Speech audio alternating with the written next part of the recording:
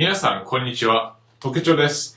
本日ご紹介するクリップは、ブリティッシュコメディアン、エディ・イザートの1996年のデフィニット・アーチカルっていうロンドンのシャーフスプリー・シアターで録画されたものの内容です。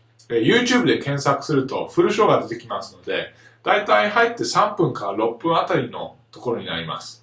内容は、蹄鉄と指抜きということなんですけれども、日常的なものではないんですが、聞いててなんとなくわかるような内容なので、それほどカルチャーショックが大きくないものだとは思います。面白みは、やっぱりその指抜きが発明されるまではどうしたのかっていうことと、誰が一体そんな馬の蹄に蹄鉄をつけようと思ったのかっていう疑問点から生じているコメディです。オリジナルと合わせてぜひご覧ください。ありがとうございます。でも指抜き、今日はそれについて話したい。だってさ、指抜き最近あまり報道がなんか薄い、ない。新聞一面トップに出てこないもんね。なんか、指抜き、おーいっておじさんが叫んだとかあまり聞かない。で、僕のおばあちゃんが昔言ってたんだけど、ちゃんと指に指抜きはめなさいって。じゃないと下手すると、針が指に刺さって、そのまま上がってって上昇して、脳みそに刺さって、はい、即死ってなるから、で指抜きが発明されるまではよくあったんだけどね。針による死、家族全員死亡、要塞市の一家に悲劇が襲う。指抜きさえ発明されていれば、と占い師のおじさんが発言とかね。で、指抜きの一番面白いところは、各指に一個ずつつけると、馬が走ってる音が出せることだね。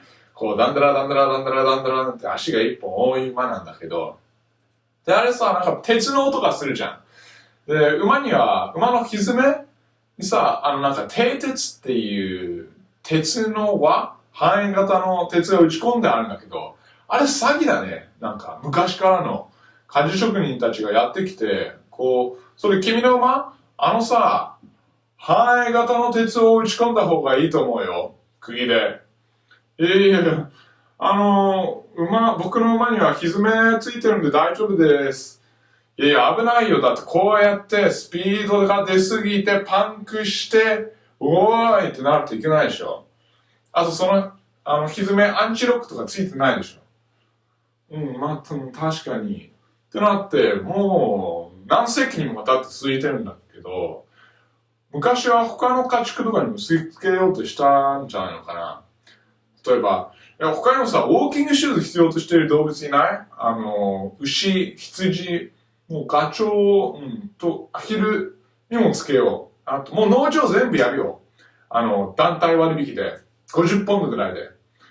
そしたらアヒルさんが、ガランコロン、ガランコロン、ガラン、グワーとかね。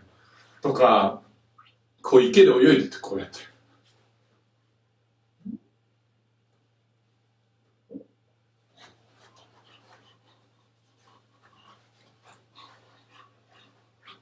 アヒルさん平泳ぎあんないか。アヒルこうだね。こんな人泳いでるアヒルいたらちょっと下手くそやね。泳ぐの。これもやらない。蹄鉄ってラッキーじゃん、こっちじゃ。だから馬とか動物界の中で一番ラッキーな動物のはずだよね。もう競馬とか全頭勝つはず。本日午後3時半、全頭1位に入り、1頭だけ靴を落として3位、アヒルさん9位に入着。計5頭走りました。いつも最後に何頭走ったのか教えてくれるんだけど、家で見てる人たちが、でも何頭走ったのか分かんないじゃんって悩んでるのか、それとも5頭は走り、1頭は歩き、1頭はハンドグライダーで、1頭はのんびりペースでっていうことなのかな。